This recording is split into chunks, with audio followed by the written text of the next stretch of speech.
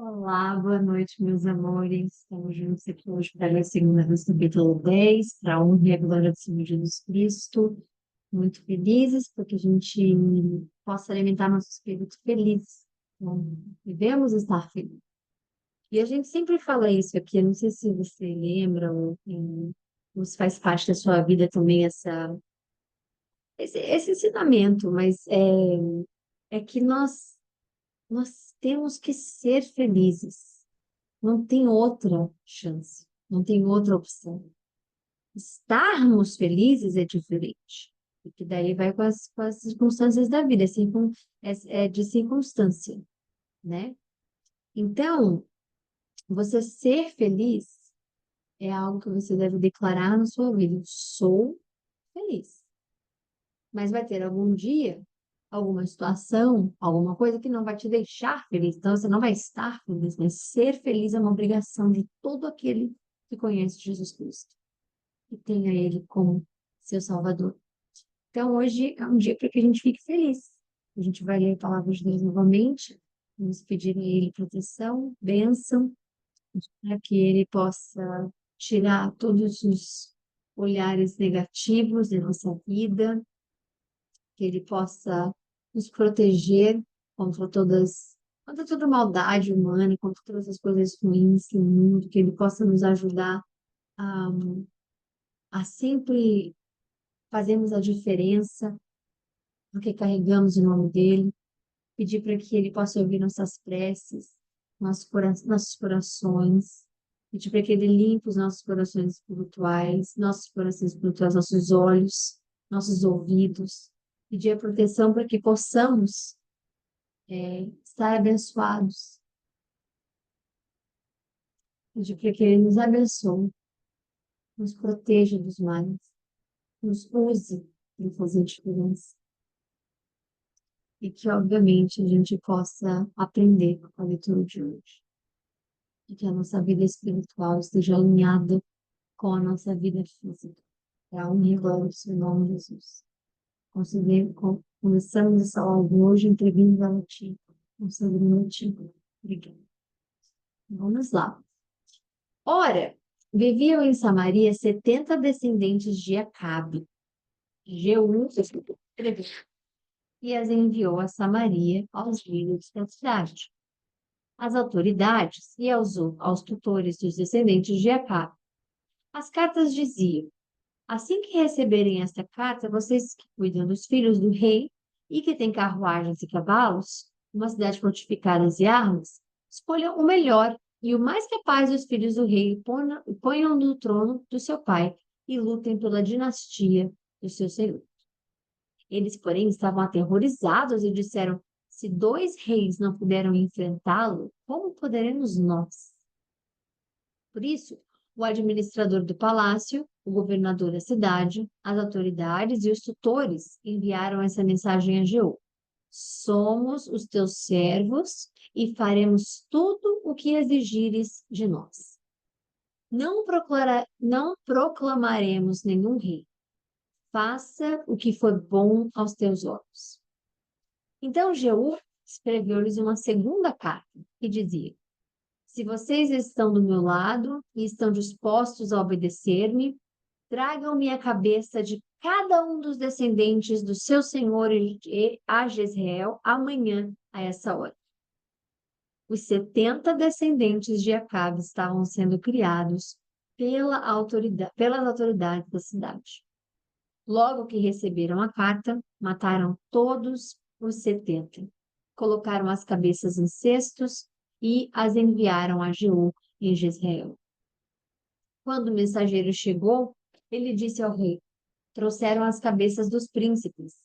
E então Jeú ordenou: faça com elas 2 montes à porta da cidade, para que lá fiquem expostas até amanhã. Gente, Jeú, né, foi assustador ver como ele se tornou rei, mas ele se tornou rei porque teve um propósito de Deus ter escolhido e ungido ele para que ele fosse, né, como é que diz? Para que ele fosse a justiça de Deus aplicada, né?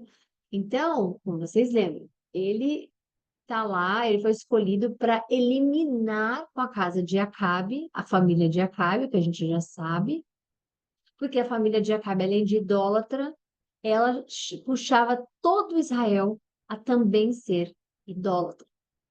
Então, Jeú tem um papel muito importante de libertar Israel dessas adorações a Baal.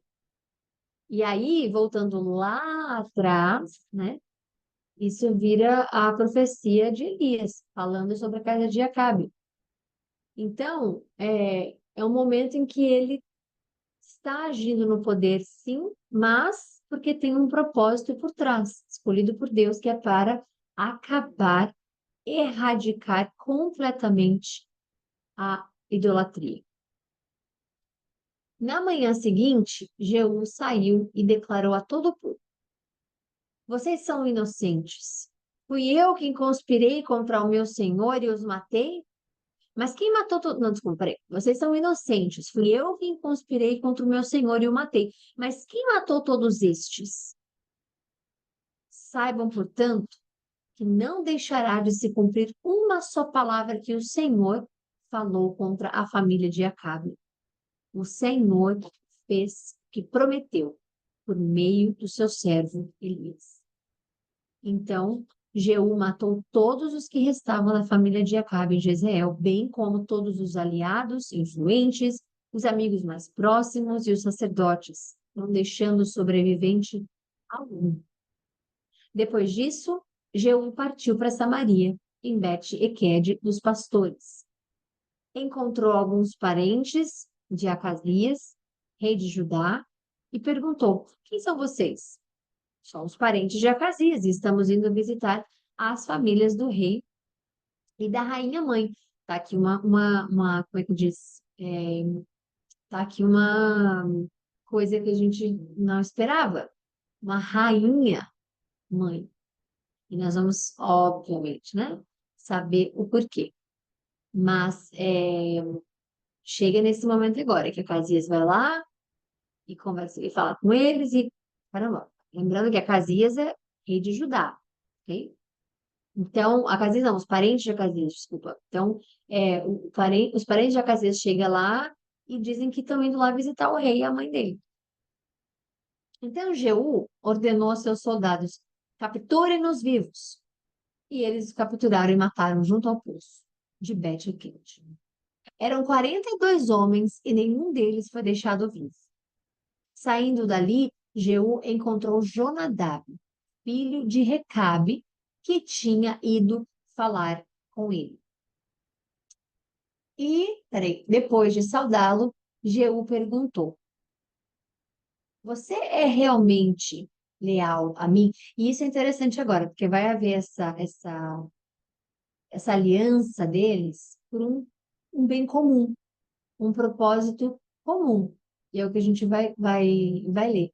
Então, isso é bem legal que acontece. A gente entender as forças que Deus une, os propósitos que Deus une em cada pessoa, em cada um de nós. A gente sempre fala isso aqui, Deus não une pessoas, Deus une propósitos, né? Então, Jeú é rei de Israel, né? Jeú é rei de Israel. E a gente está vendo nesse momento agora Jonadab aparecer para fazer, eles vão fazer essa aliança, que é importante. Então, ele encontrou com o filho de Recabe, tinha que falar com ele depois de saudá-lo, e perguntou: Você realmente é leal a mim, assim como eu sou a você? E Jonadab respondeu: Sou. Jeú disse: Então me dê a mão.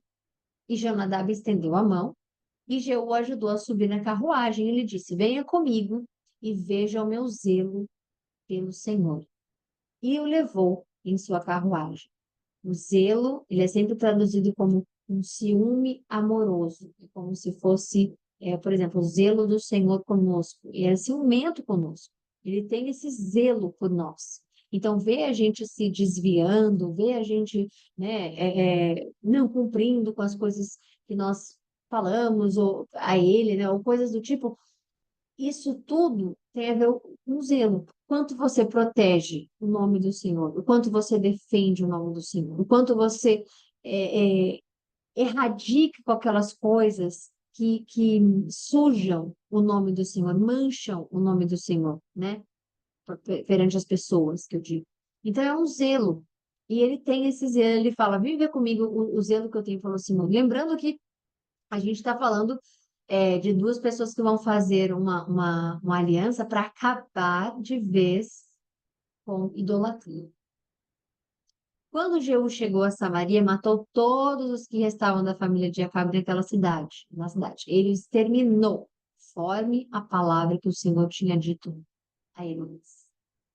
Jeú reuniu todo o povo e declarou: Acabe não cultuou o Deus Baal o bastante. Eu, Jeú, o cultuarei, desculpa, muito mais.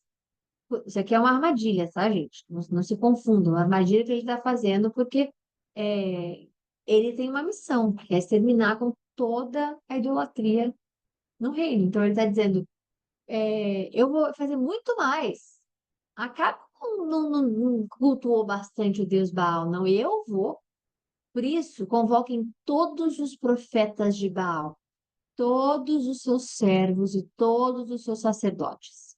Ninguém deverá faltar, pois oferecerei um grande sacrifício a Baal. Quem não vier morrerá. No entanto, Jeú estava agindo traiçoeiramente, a fim de exterminar os servos de Baal. Então, Jeú ordenou: convoquem uma assembleia, uma reunião, em honra a Baal. Foi feita a proclamação, e ele enviou mensageiros por todo Israel. Todos os servos de Baal vieram, nenhum deles faltou. Eles se reuniram no templo de Baal, que ficou completamente lotado. Então Jeú disse ao encarregado do guarda-roupa: traga os mantos para todos os servos de Baal. E ele os trouxe. Depois disso, Jeú entrou no templo com Jonadab, filho de Recabe, e disse aos servos de Baal: olhem em volta e certifiquem-se de que nenhum servo do Senhor está aqui com vocês, mas somente os servos de Baal. Eles se aproximaram para oferecer os sacrifícios e holocaustos. Jeú, porque a gente sabe, o diabo ele copia tudo de Deus, né? Copia absolutamente tudo de Deus. Então, obviamente, que a gente sabe que o que é ofertado a Deus, o diabo vai querer também. Jeú havia posto 80 homens do lado de fora, fazendo-lhes esta advertência: se um de vocês deixar escapar um só dos homens que entrega a vocês, pagará com a própria vida. E logo que Jeú terminou de oferecer o holocausto, ele ordenou aos guardas e oficiais: entrem e matem todos. Não deixem ninguém escapar. Eles os mataram à espada, jogaram os corpos para fora e depois entraram no santuário interno do templo de Baal. Levaram a coluna sagrada para fora do templo de Baal e a queimaram. Assim, destruíram a coluna sagrada de Baal. Coluna sagrada não é a coluna que a gente acha que é o que segura quatro paredes. A gente já explicou isso, era onde eles guardavam as imagens, né? Normalmente madeira, e eles deixavam ali guardados para adoração e tudo mais. Então, era como se fosse um ambiente assim de é, um ambiente não, desculpa, tipo um ambiente está próximo ali da coluna, onde eles guardavam todas as imagens para cultuar depois. Eles não ficavam carregando a imagem para cima e para baixo. Então as colunas tinham as imagens todas. Desculpa. Assim, destruíram a coluna sagrada de Baal e demoliram o seu templo, que foi transformado em latrina até os dias de hoje. Foi assim que Jeú eliminou a adoração a Baal em Israel. Veja que forte isso aqui. Foi eliminada a adoração a Baal em Israel. No entanto, não se afastou dos pecados de Jeroboão, filho de Nebate, pois levou Israel a cometer o pecado de adorar os bezerros de ouro em Betel e em Dan. Então, olha que loucura. Porque ele termina com Baal, no entanto, não se afastou dos pecados de Jeroboão. filho de Nebate, pois levou Israel a cometer o pecado de adorar os bezerros de ouro em Betel. Então, se não era a imagem específica de deuses, de pessoas, cabeça, dois olhos, braços e tudo mais, eram bezerros. Então, eles tinham esse coração de ser inclinado à adoração, de ver imagem, de ver deuses, de criar num poder que se é visto e não se só é acreditado pelo nome e a palavra do Senhor. Então, isso aconteceu. E o Senhor disse a ele: Como você agiu bem ao fazer o que é justo aos meus olhos, fazendo com a família de Acabe tudo o que eu queria, os seus descendentes ocuparão o trono de Israel até a quarta geração. Entretanto, Jeú não se preocupou em obedecer de todo o coração à lei do Senhor. Vocês conseguem entender aqui o que a gente sempre fala? Ah, não, eu parei com isso, mas continuo fazendo isso. Não, eu me converti, mas tipo assim, eu fico metade lá, metade cá. Não, sim, eu me converti, mas assim, eu acredito que tudo bem nos dias de hoje fazer isso, porque eu sou salva de qualquer forma, eu sou salva de qualquer forma. Olha que loucura, porque olha o que diz aqui. Ele terminou com as colunas de Baal, ele eliminou a família de Acabe como Deus tinha mandado, ele fez tudo correto, mas não se libertou do pecado, que é o quê? Que afasta as pessoas de Deus. Não se libertou do pecado e levou o povo a adorar imagens de bezerros. Que é o que aconteceu a mesma coisa aonde? No êxodo deles, na saída. O que significa êxodo? Saída. O que é o êxodo? A saída deles de onde? No Egito. Eles fizeram a mesma coisa no deserto. Arão estava lá enquanto Moisés estava escrevendo, como é que diz? Os 10 mandamentos, ficou lá os 40 dias. Eles acharam que Moisés estava demorando muito para voltar, fizeram um bezerro de ouro para ter ali a fé deles resgatada, ou os pedidos deles, sei lá o que que era. Então, olha que loucura, porque ele fez metade. Mas a coisa mais linda que a gente vê aqui é que a lealdade do Senhor não muda. Olha como ele é fiel. Como você agiu bem em fazer justo aqui aos meus olhos com a família de Acabe, que era tudo o que eu queria, os seus descendentes ocuparão o trono de Israel. Então, ele fez uma parte da lealdade com o Senhor, mas não se preocupou, ou seja, tá bom, já fiz a minha parte, tá tudo certo. Ou não entendeu de fato o que é a integridade no Senhor. Jeú não se preocupou em obedecer de todo o coração. Entreguem a sua vida de todo o coração ao Senhor. Não divida a sua honra e não divida a sua glória, porque ele diz que ele não dividirá com ninguém. Não fiquem indo em diferentes lugares, diferentes crenças. Não acreditem em superstições, coisas que fazem você crer no externo, além não, no externo, ao invés de crer somente nele. Não acredita em sorte, não acredita em coisas que são aleatórias, que tiram o foco daquele que tem controle, daquele que ama, daquele que escolhe, daquele que decide, daquele que provê para você. Entrega de todo o coração. Deixe para trás crenças limitantes. Deixe para trás crenças religiosas. Deixe para trás superstições. Deixe para trás aquilo, mas desde que eu me conheço por gente, deixe para trás essa entrega de todo o coração, Senhor. Deus de Israel, nem se afastou dos pecados que Jeroboão levava Israel a praticar. Naqueles dias, o Senhor começou a reduzir o tamanho de Israel. O rei Hazael, por exemplo, conquistou todo o território israelita, a leste do Jordão, incluindo toda a terra de Gileade. Conquistou desde Aroer, junto ao rio Arnon, passando por Gileade até Bazã, terras das tribos de Gad, de Ruben e de Manassés. Os demais acontecimentos do reinado de Jeú, tudo o que ele realizou e todas as suas conquistas, constam nos registros históricos dos reis de Israel. Jeú descansou com seus antepassados e foi sepultado em Samaria. Jeoacás, seu filho, sucedeu como rei. Jeú reinou 28 anos sobre Israel em Samaria. É isso. Hoje nós vamos fazer um capítulo, capítulo 10, finalizamos, e que Deus abençoe vocês.